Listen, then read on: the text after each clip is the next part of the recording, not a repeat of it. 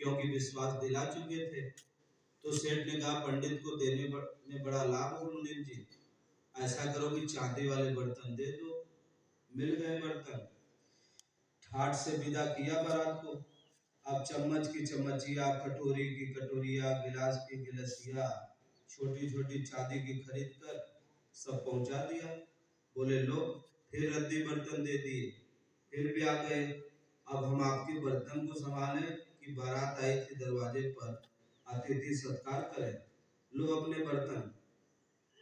सेठ बोला जरूर भूल हो गई होगी इन देने वालों से, आप चिंता न करें, भविष्य में ऐसा नहीं होगा। तीसरी बार पंडित जब लेने गए, सेठ ने मुनीम से परामर्श किया, यार पंडित को देने में तो बड़ा फायदा है, ऐसा करो इस बार सोने वाला दे दो। पंडित जी सोने वाले बर्तन पा गए। पंडित जी ने विधिवत बारात को खिलाया और विदा किया। सब बर्तन लाकर आंगन में खोद कर गाड़ दिया, ऊपर से लिप पोत दिया, ऊपर से चौकपुर की आसनी लगा के बैठकर माला टालने लगा। सेठ ने देखा कि बारात बीते 3 दिन हो गया, पंडित आया ही नहीं, करोड़ों का माल ले गया, कहीं गड़बड़ न हो जाए। लेकिन है तो ईमानदार।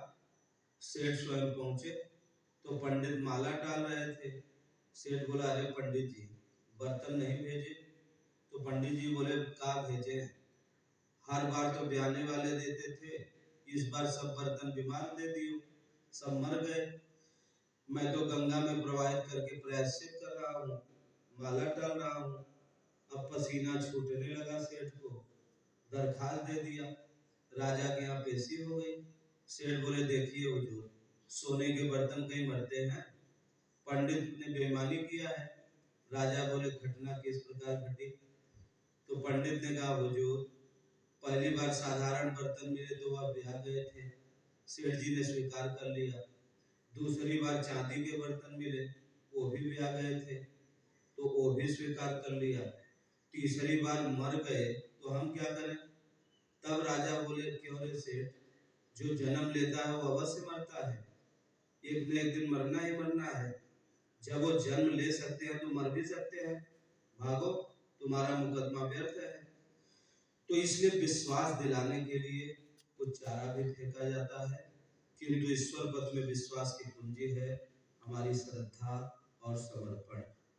इतना बढ़िया हो, हृदय से हो कि भगवान सुनवाई कर ले, मार्गदर्शन करने लगे, आत्मा से जागृत होकर प्रेरक के रूप में वो भगवान प्रेरणा देने लगेंगे। बस जानने में आ जाएगा, जानकारी मिल जाएगी। तो ये जानकारी अनुभव गम्य है, ये वस्तुओं से नहीं दी जा सकती। एक बार विश्वास सुदृढ़ हो गया, फिर सृष्टि में कोई जन्मा ही नहीं कि उसको टेक से हटा दे। न प्रहलाद हटा, न मीरा हटी, न सृष्टि में कोई भक्त हटा। तो इसलिए बिन विश्वास भगति नहीं, तेहि बिनु द्रवहीन राम, राम कृपा बिनु सपने हूँ, जीवन लह विश्राम। कि विश्वास जब तक नहीं होता तब तक भक्ति सुदृढ़ नहीं होती, और बिना भक्ति के भगवान कृपा नहीं करते, और बिना भगवान की कृपा के कोई भी जीव सुख शांति नहीं प्राप्त कर सकता। इसीलिए विश्वास के साथ सबको नाम का जप करना चाहिए, ओम राम शिव, इसमें से एक नाम का जप सबको करना चाहिए।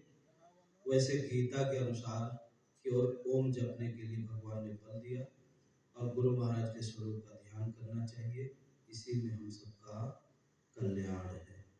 बोलिए श्री सद्गुरुदेव भगवान की जय।